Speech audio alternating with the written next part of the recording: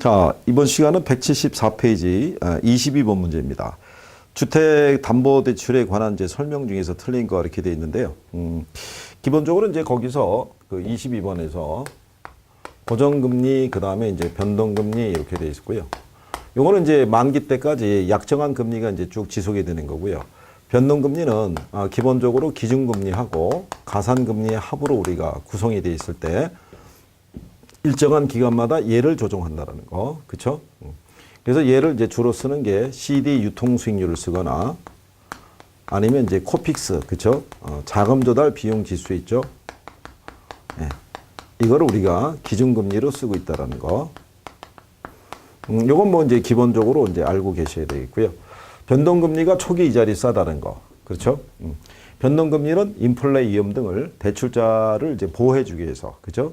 보호하는 방식이다. 뭐 이런 것들은 이제 기본적으로 알아두셔야겠고요. 그 다음에 4번 지문에 가면 변동금리부 주택담보대출의 이자율의 조정 주기가 짧을수록 대출자에서 차입자로 전가된다는 거. 그것도 같이 기억을 하셔야 돼요. 변동금리는 누구를 보호해주는 거라고 그랬냐고요? 대출자를 보호해주기 위해서. 대출자를 무슨 위험으로부터? 인플레 위험으로부터. 여기부터 보호해주기 위해서. 그렇죠? 네. 이런 지문 자주 쓰는 거 인식하셨을 테니까 정리하시고, 그 다음에 조정 주기가 짧을수록 누가? 대출자가 유리하다는 거. 그 다음에 5번에 나오죠. CD 연동 주택담보대출은 변동금리고, 그죠? 네. 그러니까 그런 거 기억하시면 되겠고. 틀린 거는 이제 1번이죠. 연간 이자율이 같은 1년 만기 대출의 경우에요. 대출자는 기말에, 틀린 게 아니라 이게 맞는 지문이죠. 틀린 것이 기말에 한 번 이자를 받는 것이 기간 중에 네 번 나누어 받는 것보다 유리하다 했으니까 얘가 이제 틀린 거죠. 이자는요, 한 번 받는 것보다는 12번 받는 게 훨씬 유리합니다. 그렇죠? 왜냐하면 이때 이자 한 번 받는 것보다는요, 요때 한 번 받아가지고 다시 적립하면 이자에 대한 이자가 계속 발생하겠죠. 그렇죠? 예, 그래서 한 번 받는 것보다는 12번으로 나눠서 받는 게 훨씬 유리한데 한 번 받는 것이 유리하다 그랬으니까 이게 잘못된 케이스죠. 혹시 만약에 문제가 이런 조건을 주어지고요. 뭐라고 하냐면 임대료를 받는 조건인데 우리가 수업 시간에도 한번 언급을 해드린 것 같아요. 한 달에 한 번 임대를 받는 조건이 있고 분기에 한 번, 예를 들어서 한 달에 10만 원, 분기에 30만 원 받는 조건이 있으면 어느 게 현재 가치가 미래 가치가 크냐. 그러면 당연히 한 달에 한 번 받는 게 훨씬 큽니다. 양쪽 다. 그래서 복리에 따른 이자를 유발한다는 전제겠죠. 그래서 그런 거 상식적으로 알아두시면 되겠고요. 자, 23번에 가시면 주택담보대출에 관한 설명으로 옳은 것을 물어봤어요. 그죠? 자, 근데 거기 보시면 1번에 CD금리가 상승하면 CD금리를 기준금리로 하는 변동금리 주택담보대출의 금리는 반대로 하락한다 그랬으니까 틀렸겠죠. 변동금리가 기준금리하고 가산금리 합으로 돼 있는데 이게 CD금리 기준 하잖아요. 얘가 올라가게 되면 기준금리가 올라가니까 변동금리가 올라가게 되겠죠. 그래서 그건 이제 잘못된 내용이고요. 그 다음에 3번 나온 것처럼요. 주택담보대출금리가 하락하면 정상적인 주택 수요는 늘어나겠죠. 금리가 하락하면 수요는 증가하니까요. 대출금리가 고정금리일 때 대출 시점의 예상 인플레이션보다 실제 인플레이션이 높으면은 금융기관에게는 손해고 차입자에게는 이익이 되겠죠. 그렇죠? 그 다음에 대부 비율이 높아지면은 돈을 많이 빌려주잖아요. 그러면 그만큼 상환의 부담을 많이 느끼게 될 거고, 그럼 대출금리가 기본적으로 올라가겠죠. 그래서 답이 2번에 대출 시점의 고정금리 주택담보대출의 금리가 변동금리 주택담보대출의 금리보다 높죠. 높은 이유는 이자율 변동이라든가 인플레 등에 대한 위험을 대출자가 부담해야 되죠. 고정금리 하에서는. 그래서 초기 금리가 높다라는 거. 자, 이런 거는 이제 어떤 반대 표현, 이런 표현도 나오니까 기억을 해 두시는 게 좋겠죠. 자, 그 다음에 24번에 가면 이제 저당 상환 방법에 대한 부분이 있어요. 그죠?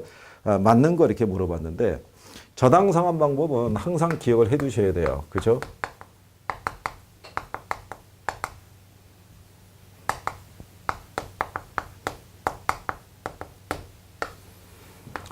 기본소에도 언급을 했지만요. 초기 상환에 대한 부담, 뭐 이런 크기 있죠.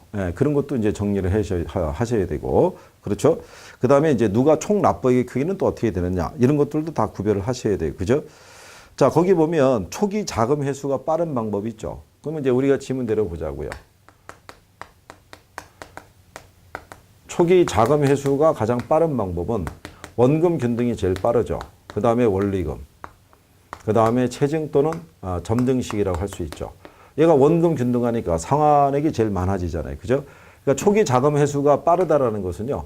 그만큼 초기에 상환액이 그만큼 크다는 얘기죠. 초기에 원금 상환액이. 그렇죠? 같은 표현이겠죠. 네, 그런 건 이제 항상 기억하시면 되겠고요. 그 다음에 이제 원리금 균등 분할 상환은요. 대출 기간 내내 동일한 금액을 납부한다. 이제 이런 식으로 돼 있죠. 그럼 맞는 표현이겠죠. 우리가 이제 세 가지 방식을 비교할 때요. 원금은 우리가 뭐라고 그랬냐면 체감식. 얘는 원리금이 점점 줄어드는 구조고, 얘는 원리금이 균등하죠. 얘는 원리금이 체증하죠. 그렇죠? 그러니까 균등하게 발행하는 것은 우리가 상환하는 것은 원리금 균등 분할 상환 방식이다. 이런 얘기죠. 그래서 이제 24번의 1번 지문은 그래서 틀렸다. 그래서 자금 회수가 빠른 거는 얘가 제일 빠르고 얘가 제일 느리니까.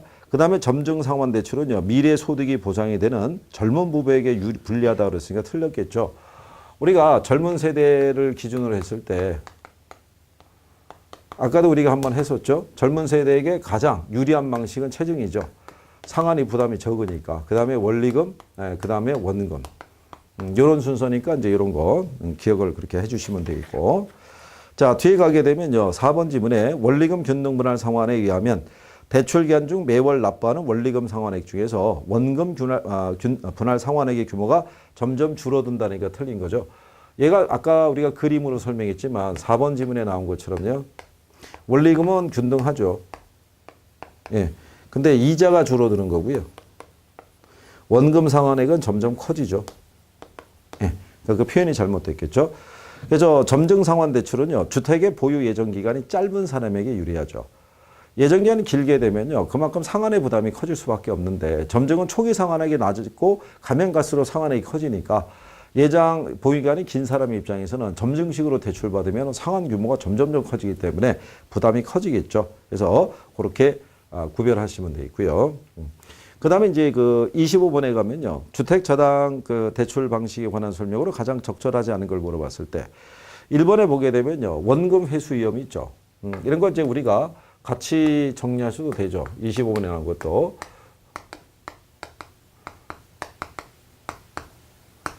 자, 원금 회수 위험이다라고 했을 때는요. 원금 회수 위험이 원금이 상대적으로 적죠. 원금 회수 위험이 작은 순서를 구하라 그러면 이제 원금이 제일 작고요. 원리금. 그렇죠? 그 다음에 체증 이런 식이겠죠. 반대로 원금 회수 위험이 큰 것 그러면 반대로 가야 되겠죠. 역순위. 그 다음에 이제 거기 3번에 변동금리 대출 방식에서는요. 대출차 측에 발생할 수 있는 이자율 위험을 차입자에게 전가시킬 수 있다라는 표현이죠. 그 다음에 원리금은 원금에 비해서 초기에는 원리금의 지불액이 적죠. 그렇죠? 그래서 초기 상환액에 대한 부분에 대한 부분을 보게 되면 상환액의 규모는 초기 원금이 제일 크고 원리금 그 다음에 체증식이니까요. 그리고 이제 점증 상환 대출은 미래 소득 증가가 예상이 되는 신혼부부에게 유리한 방식이 되겠죠.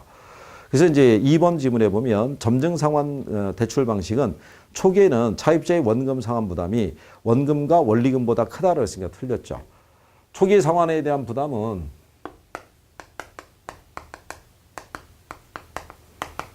부담이 큰 순서를 우리가 이제 따지게 되면 원금이 제일 크죠. 그 다음에 원리금이고, 그 다음에 체증이 제일 작죠. 네, 그렇죠? 그래서 이제 그런 것들도 같이 그러니까 이렇게 제목을 달아서요. 우리 기본수에도 박스로 정리 다 돼 있어요. 그대로 이제 정리는 기본적으로 해주셔야 된다는 거. 자, 26번에 가시면 저당 대출 원리금 지급액의 추이, 저당 대출 잔액의 추이를 우리가 표시한 것이다. 기업과 니은에 해당하는 걸 구하라 그랬는데 이거 우리가 수업 시간에 그림으로도 해본 거죠. 26번에 보시면. 자, 시간은 이게 이제 원리금 상환에 대한 규모죠. 그렇죠?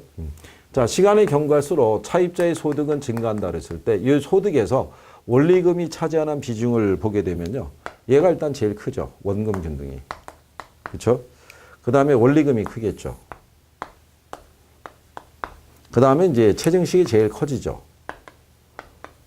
그렇죠? 차입자의 소득에서 초기에. 그렇죠? 네. 이렇게 보면. 이렇게 균등 수평으로 가 있는 애는 이제 원리금 균등 분할이겠죠. 그럼 기억은 원리금이겠죠. 원리금이 들어가는 애가 1번하고 3번밖에 없으니까 답은 둘 중에 하나인데 대출 잔액을 우리가 기준하게 되면요. 대출 잔액은 시간이 가면서 원금이 제일 작아지죠. 상환이 제일 많이 이루어졌으니까. 그 다음에는 원리금이 되겠죠. 그렇죠? 원리금이.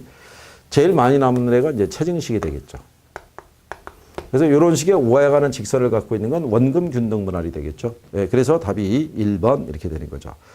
그 다음에 27번에 가면요. 점증, 원금, 원리금 세 가지 대출 상환 방식 중에서 다음 질문에 적합한 방식을 물어봤죠. 차입자의 첫해 월 불이백이 가장 적응되는 점증이죠.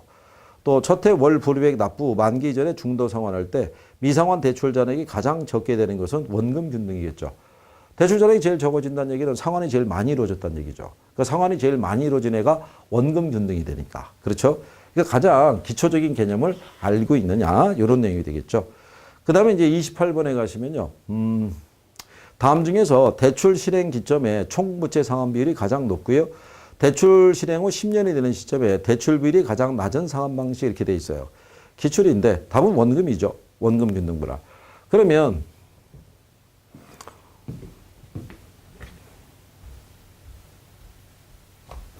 총부채 상환 비율이라고 있죠.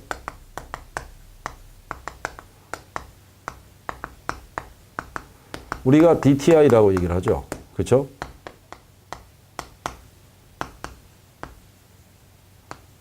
그러니까 debt to income에 대한 약어죠. 그렇죠? 네.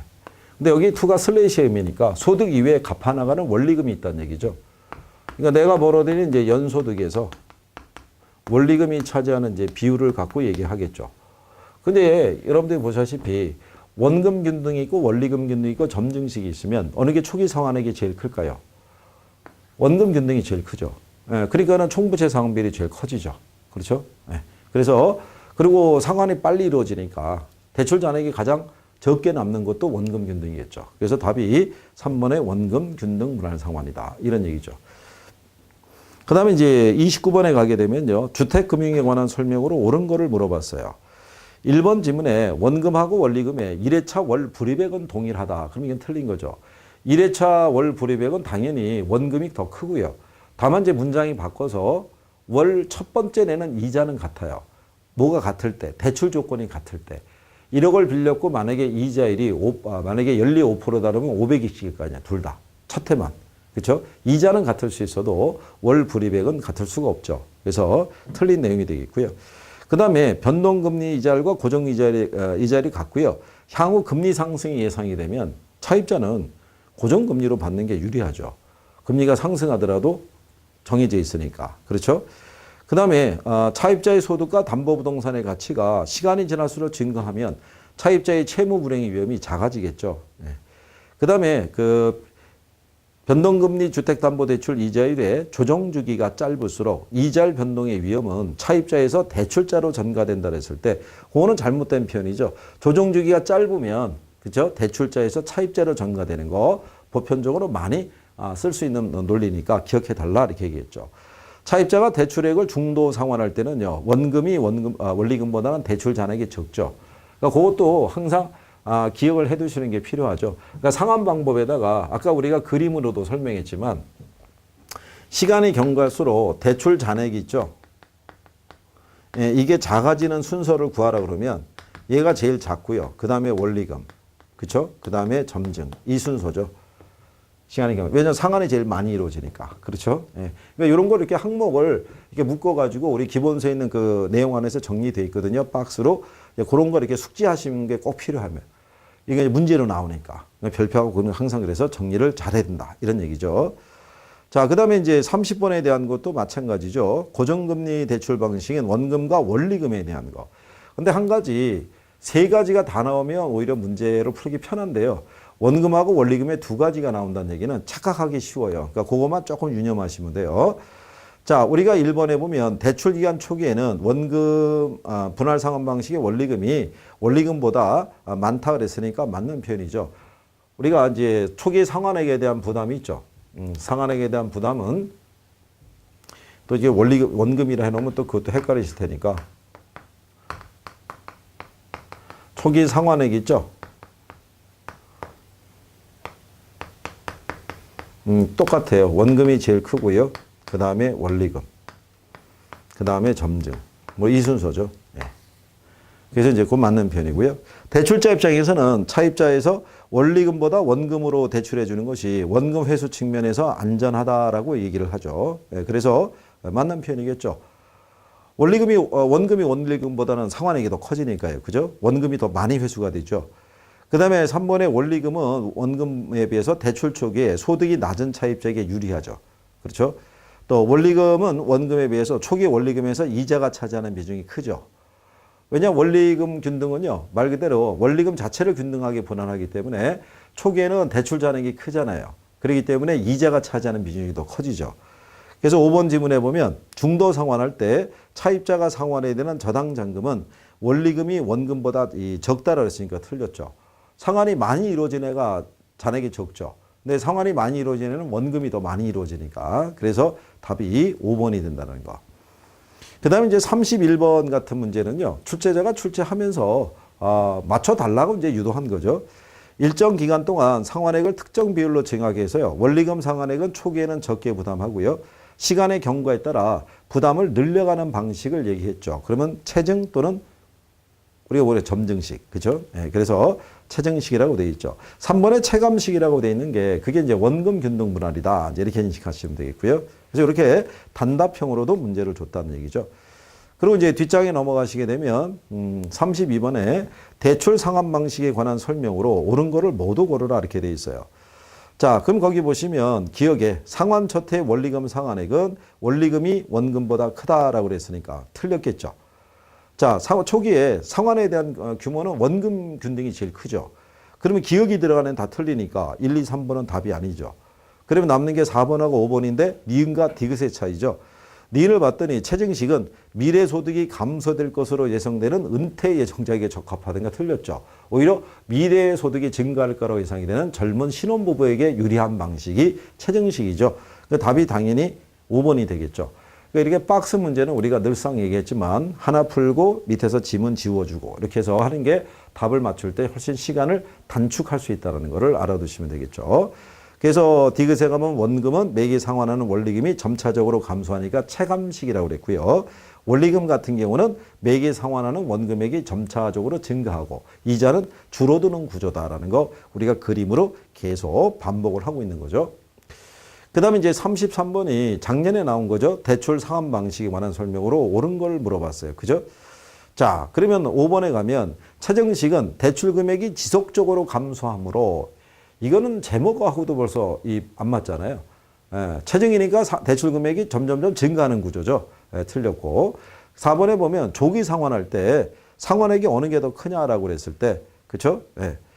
원리금 균등 상환 방식에 비해서 원금 균등 상환 방식의 상환액이 더 크다라고 돼 있는데 그렇지는 않죠. 원금이 먼저 상환액이 더 크죠.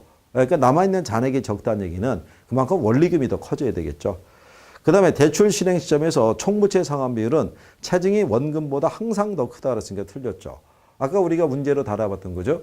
총부채 상환 비율이라는 것이 차입자의 연소득에서 원리금이 차지하는 비율인데 원금 균등 분할이 초기에 상환액이 커지니까 총부채 상환 비율이 제일 클 수밖에 없죠. 그래서 다시 한번 인용해 줬다는 거.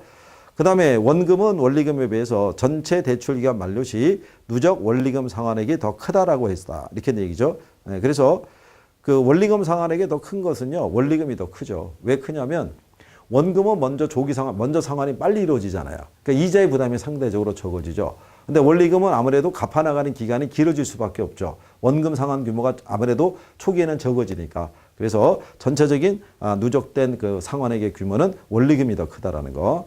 그래서 1번에 보면 원리금은 매기 이자 상환액이 감소하는 만큼 원금 상환액이 증가한다.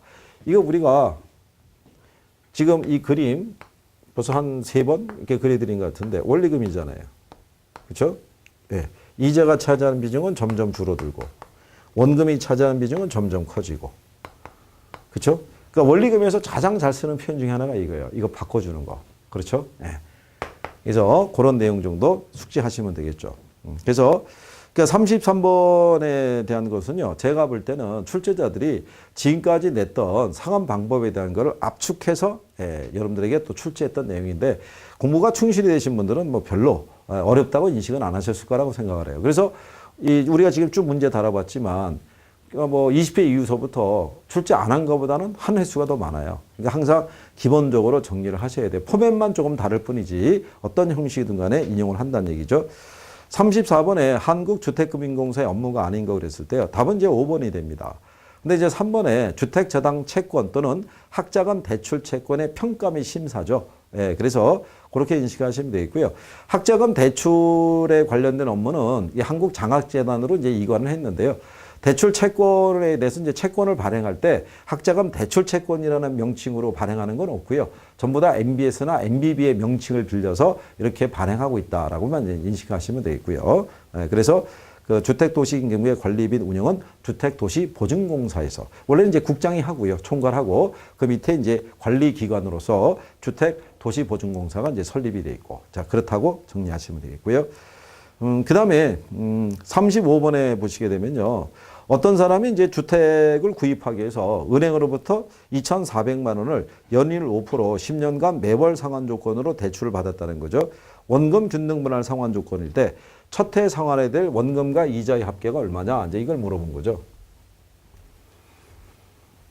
가끔 이제 인용이 되는데요. 일단은 뭐를 구해야 된다라고 생각하시면 되냐면요, 원금을 일단 구해야겠죠. 근데 우리가 원금을 구할 때 이렇게 했었어요. 융자금을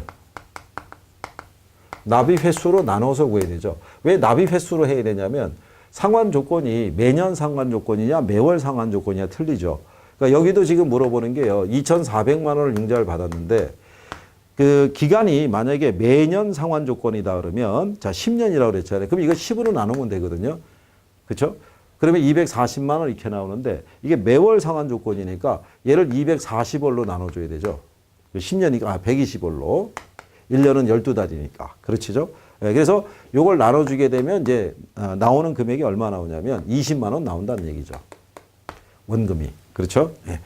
그럼 이제 여기다가 이제 이자를 우리가 이제 플러스해야 되는데 2,400만 원의 연 이자율이 5%란 얘기죠. 그렇죠? 예. 5%인데 이거를 우리는 그 5% 하게 되면 120만 원이 되겠죠. 그렇죠? 5%니까. 근데 이게 매월 상환 조건이니까 이거 12로 또 나눠야겠죠. 그러면 이자 10만 원, 원금이 상환한 게 20만 원. 그죠? 예. 그래서 원금과 이자의 합계 그러면 30만 원 이렇게 나오겠죠. 그죠? 그래서 이렇게 이제 우리가 간단하게 구하게끔 이제 유도해 주는 거고요. 그래서 조건은 매월이냐 매년이냐, 예, 그 정도 이제 기억을 하시면 되겠고요. 그다음에 36번에 보면요. 요거는 원리금 균등 분할을 물어본 건데요.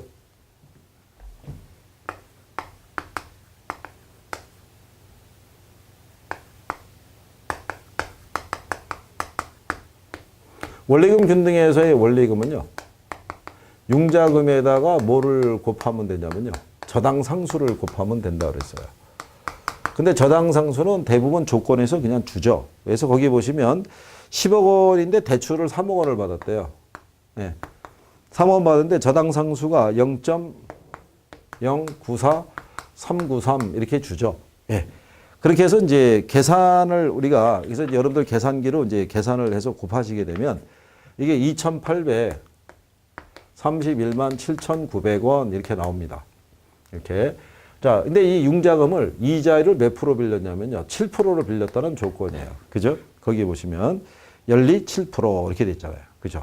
그러면 2,831만 7,000원에서 3억의 7%면 2,100이잖아요. 그죠? 그러면 2,831만 7,900원. 여기서 2,100을 빼야겠죠.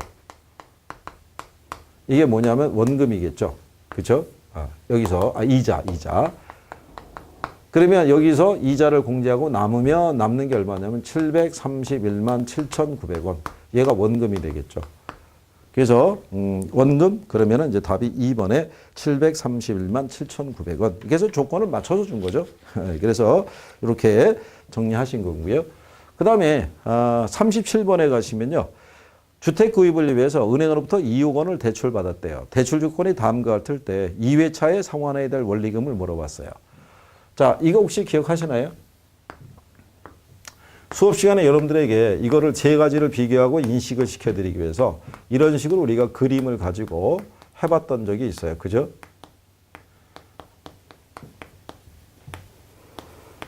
자, 우리가 이제 기간이 이제 이렇게 주어져 있고요. 빌린 돈이 얼마라고 그러냐면 2억 원이라는 얘기죠. 그렇죠? 2억 원을 대출을 받았고. 그렇죠? 자, 그러면 1년 차에 됐을 때 이자율이 몇 프로냐면은 5%죠. 그죠? 자, 근데 2억 원인데 기간이 몇 년이냐면은 원금 균등 사업 방식이고요. 그 다음에 대출 기간은 10년이죠. 예. 그러면 원금 계산을 하면 2억인데 10으로 나눠야겠죠. 그럼 2천이 나오겠죠. 그러면은 이게 원금의 상환은 계속 2천이라는 얘기죠. 이렇게. 그렇죠? 예. 2천인가요? 맞나요? 10년, 2억에 대한 10년이니까. 그죠? 아, 1,000만 원이군요. 대출에 대한 20년이군요. 아, 이게 대출 기간에 대한 것이, 이게 여기서 우리가 그때 정업회에서 이제 수정해 드렸었는데, 대출 기간이 20년이죠. 20년. 그러니까 얘를 20으로 나누면, 얘가 1,000만 원 나오겠죠. 그러면 상환하는 원금이 전부 다 1,000만 원, 1,000만 원, 1,000만 원 나오겠죠. 근데 이자가 이제 몇 프로냐면 이제 5%죠. 예. 그래서 2억에 5%면은 1,000만 원이 되겠죠. 그러면 첫 해는 이자가 이렇게 1,000만 원, 원리금이 2천 이렇게 나가겠죠. 그러면 1년의 경관 1회차에는 이렇게 납부가 됐고 1,000만 원 상환했으니까는 1억 9천 나오겠죠. 그럼 2회차가 되면은 1,000만 원에다가 그죠? 여기 나와 있는 게 이제 잔액이 1,900이고 1,900에 대한 5% 계산하게 되면 950만 원이 되겠죠. 그럼 얘가 1,950만 원. 그럼 2회차에 갚아 나갈 원리금이 1,950만 원 이렇게 되겠죠. 그래서 답이 4번이 된다라는 거. 자, 그래서 이런 식으로 그때 우리가 왜 이렇게 표현해 드렸냐면 돈을 빌리면 빌리자마자 갚는 게 아니죠. 그렇죠? 1년이 경관 시합에서 상환이 이루어지기 때문에 이렇게 여러분들이 구별하시면 되겠죠. 그래서 이게 원금 균등하고 원리금 균등에 대한 부분인데요. 그래서 이 정도가 이제 기준을 해서 정리를 이제 하시게 된 거고요. 그 다음에 이게 이제 38번서부터 나오게 되는 게 뭐 얘기하냐면요. 융자를 얼마를 받을 수 있느냐. 이제 거기에 관한 이제 부분의 문제가 이제 쭉 깔려 있는 거죠. 그래서 이 부분에 대한 거를 우리가 다음 시간에 이제 묶어서 한번 이제 정리 한번 하시고 뒤에 있는 부분을 정리하도록 하시죠.